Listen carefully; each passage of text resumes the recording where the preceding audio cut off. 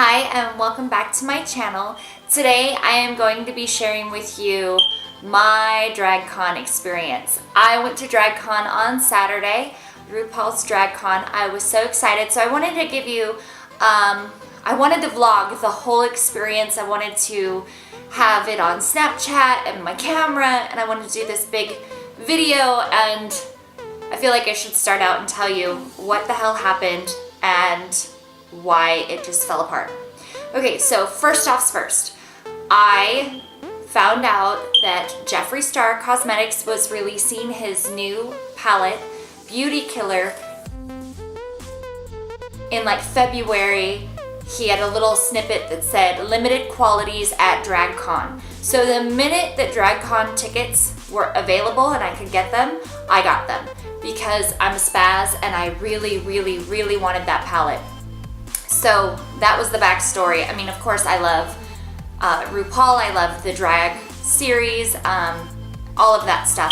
But let's be real, that was it. I am enough of a makeup hoarder that that's what it was all about. So we got the tickets. I'm super stoked, and I did things in a backward fashion. I should have gone on because they have this little thing on the website that says survival guide. I should have gone in and checked off exactly which forums I wanted to go to, which panels, what times, who was talking, and I kind of didn't. And now I wish I did, but this is how it all went down. We got up, I had wanted to set my alarm for like 4 in the morning. I wanted to leave by 6 a.m. so that way I could be in LA by 8 a.m. Then I would be 2 hours early so I could be the first in line to get Jeffree Star's palette. That didn't work out so much. My baby decided she didn't want to sleep until 2 o'clock in the morning. So at 4:30 in the morning, I wasn't really having it. But I decided that this time I am going just to relax. I'm not going to be a spaz like I always am. I'm not going to have anxiety all the time about getting to where I need to be when I need to be there. I'm just gonna relax. Although that didn't really work out for me, so I think I might go back to being a spaz. So we actually got on the road at 8 o'clock. I think we were in the car by 7:30, 8 o'clock. So we're on our way. I'm super stoked about going. If I get the palette, you know what, it's okay. I'm not 2 hours in advance. We'll just get in line and I'll get a skin frost, or maybe I'll get a new liquid lippy, whatever. So we're driving along and no sound, nothing. The little light goes off in the front. Oh, your tire pressure's low. We have a flat tire. So we pull off onto, get off the freeway, everything's fine. Of course, we pull into a Chevron in Redlands and it is low. So I start looking for the nearest tire station and we call like American Tire and they said 2 hour wait. 2 hour wait, and we're like still an hour away from where we need to be. So we put some Fix-A-Flat in it. We end up finding another tire shop said if you get here now, we will fix it. So it was only 2 miles down the road. We get there. Well, guess what? Don't put Fix-A-Flat in your tire unless it's an emergency, because then they had to pop it off. They had to rinse the whole wheel up, and I guess it's really dangerous, and eventually your tire will be deemed unsafe once you put Fix-A-Flat in it. So don't use Fix-A-Flat unless you absolutely have to. So the guy fixes the tire, 25 bucks, we're on our way. So we're heading down and we hit every piece of traffic and along the way. We see 2 car accidents. One of them is a bike that is somehow underneath someone else's car. You think you're lucky stars, it's not you. Yay. We pull in front of the convention center. Now we're looking for parking. So is every other person looking for parking. So we pull out and we're in the wrong way and we go to turn and bam, we get hit on the side of the car. We pull over, we exchange information, everyone's okay, thank our lucky stars. But my man can't get out of the car. Literally, the driver's side is completely smashed in. So I gave him the option, do you want to go home? Yes, we've made it, we're in LA, but maybe we can just go home at this point. And we decided, nope, we're gonna keep trucking on. So we find a parking spot. Of course, it's another $25 for a parking spot, which I guess isn't really a big deal, but now I have looming in my head, wait a minute, what is my fee for my insurance, is it $500 or is it $1,000? I don't know, but you know what? We're gonna deal with that later. We are here. So we park and we get everything unloaded. I got a selfie stick. Yes, I am a 35-year-old woman with a selfie stick, but I'm going to vlog and I'm going to show this experience. Yeah. So I'm still trying to keep the wind in my sails about this whole situation, but you know, at this point I was just pretty much fried. So we walk in and there's people everywhere and they're fantastic to look at, and everyone's kind of excited to be there, and I see it. I see the pink booth with the star, and I'm like, this is why. This is why I'm here. And we get our little badges and we're all official and we walk in, and that booth is crazy. I'm talking zigzag, zigzag, zigzag, zigzag, gap, line all the way across the wall. And I know that no man wants to wait in line for 2 hours to get an eyeshadow palette, a skin frost, or whatever. And I'm trying to oblige him while keeping us both happy because we're both kind of pissed off about the whole day. So I said, you know what, let me just go see if they have any of the palette left, and then we'll decide if we wait in line. So I scoop around to the back of Jeffree's booth. I see those gorgeous pink vests that he has now, and I really, really want one. And I'm seeing the skin frost off to the side. I'm salivating. And this young man was there, and he politely answered my questions. They were not rude. They weren't like, get away from the back of the booth. And I said, do you have any more of the eyeshadow palettes left? And he said, no, we don't have them. And I was like, you don't have them here, you sold out, whatever. They don't have them. So I'm not gonna stand in this line. We're gonna walk around and see what all there is to see. So DragCon for me, it was a lot of fun. It was a lot of community. To me, it was more like, let's go and be with a bunch of people that are interesting and outgoing and look and talk and take pictures. But I wanted to shop, and I think I expected to see like performances because I did see the little area where they were doing gem impressions, or their versions where people actually had the transformations. And I just thought maybe there would be more queens performing, and the panels where you could listen to people talk were upstairs. Well, I should have gone. I should have gone up to the panels. I should have embraced more of that, but I didn't. So we just walked around and decided what we were gonna buy, and I still have this looming in my head over what I'm going to have to spend for my vehicle. So I did get some fun things, and I'm gonna share that with you. Nothing too crazy, but this is my haul. So one of the first things that I saw that I was absolutely in love with is by Ghoulish Bunny Studios. I'm gonna link them below. It's ghoulishbunnystudios.com, and they have an Instagram, and they have the most beautiful little products. This is one of the things that I got, and it is a little watch. It's got little Miss Maleficent in a like child doll form. Absolutely love it. They had little keys and the Cheshire cat, and they had these bunnies that were just adorable in print form. You can commission them to do art for you. So this was the absolute favorite for me, and I love this. I'm so happy that I got it. Then I met this wonderful woman. It's Amber Joy's Vintage Closet, and she was absolutely adorable. I couldn't not buy something from her because she was just so damn cute. I had my hand completely swatched with Jeffree Cosmetics, and I believe the other one was Sicily? I don't know. There was another brand that had liquid lipsticks that were really interesting with glitters and whatnot, and they were stuck on my hand, and at one point I was doing the lick and wipe, and they were not budging. So I walked down, I'm looking at this girl's stuff, and she has what is called the makeup eraser.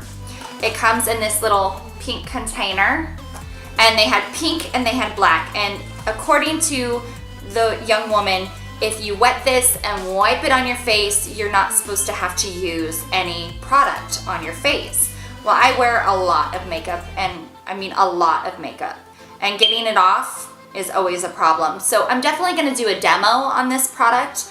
She said the key is making sure that it is warm, but I just used it once last night, and it got Jeffree Star Scorpio off my lips.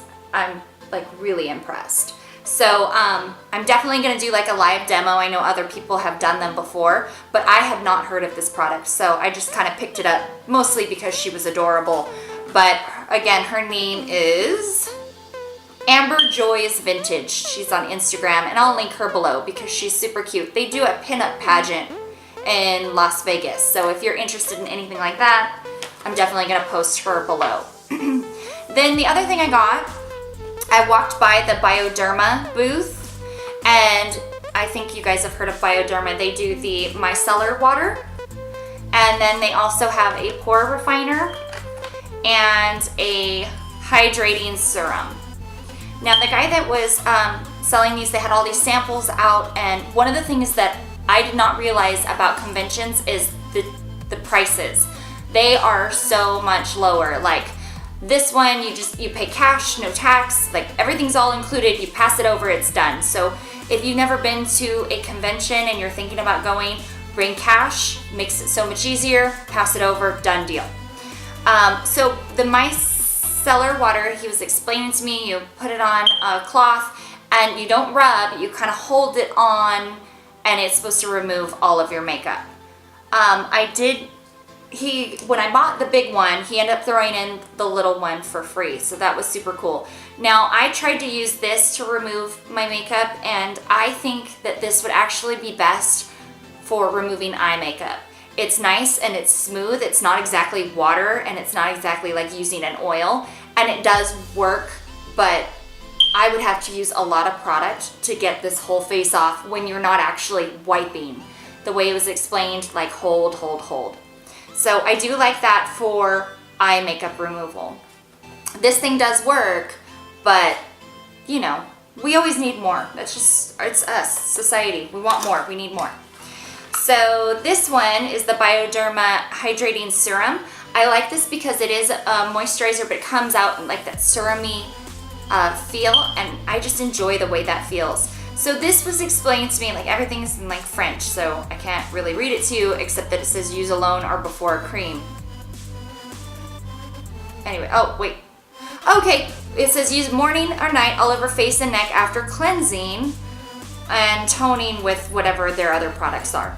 So I've used this a couple times. I do like the way it feels. He was explaining to me that Bioderma, their process is teaching your skin how to do things on its own. So this moisturizer is supposed to help your skin learn to moisturize itself naturally. That sounds like a miracle product, but I do like the feeling of it just as it is, even if it doesn't teach my skin how to re-moisturize. The other thing that I got was the pore refiner, also from Bioderma. It does have glycerin in it, which is an ingredient I just look for if I'm going to use something as a primer, because he said you could use this as a primer, and somewhere on this box it does say glycerin. I don't know, it's somewhere in there. 4, 5, 6 on its way down. So this one I do like. It says to use in your T-zone, but it's supposed to help with pores and also be used as a primer. So far I really do like my Bioderma products, most especially the moisturizer. So those were the products. That's my little haul from DragCon. I didn't stand in the line to meet Jeffree. There's part of me that is really sad that I didn't, but I just stood from far away and watched. I watched him and Manny MUA with the people, and it just made me feel good. Like seeing them genuinely want to be there. Like Jeffree's meet and greet was 4 hours long both days, and that's a long time to be on your feet and meeting people and being enthusiastic. And I know that you should want to do that for your product and your customers, but not everybody is that way. I went and met another person for a specific makeup brand, and they do eyeshadows, and we had the most awkward conversation. Like I was trying to see if she was the owner, and I thought she owned it with somebody else, and then language seemed to not work very well because I think she thought I insulted her by calling her older, which that is not what I was trying to do. But it just felt awkward. It just felt like maybe she didn't really want to be there, and my whole point is that just by standing back and watching, you can tell that Jeffree Star Cosmetics cares about its clients, its customers, and it's authentic. And that to me means all the more when you're trying to buy products and you're trying to decide, where do I put my money? I mean, come on, there are 1,000 different highlighters out there. There are 1,000,000 palettes. There are tons of liquid lipsticks. But when we really feel connected to the people that make these products and sell these products, you want to put your money into it. So overall, DragCon was an interesting experience. If I go again in the future, I will go by myself or with somebody that is a total makeup geek that spazzes out like I do, because I just didn't feel right about having my man and the baby wait in line for hours and hours on end for a specific product. Granted, if the car accident didn't happen, I might have been more like willing to do so. So yeah, if you're gonna go do a big convention and you've never been before, try to map out exactly what you want to do and then give yourself wiggle room in case that doesn't work out, in case you do get stuck in a line or whatever. Like, know where you want to be, when you want to be there, where these things are, if you have to go upstairs or into another building, and then give yourself room to just immerse yourself into the shopping floor. And I think that it will be a fun experience. So thank you so much for listening to my little rant about my DragCon experience. There were some very, very beautiful people there, and overall it was just interesting. I'm glad I went, but now I know better for the next convention that I go to. We'll see you in the next video, and as always, thanks for watching.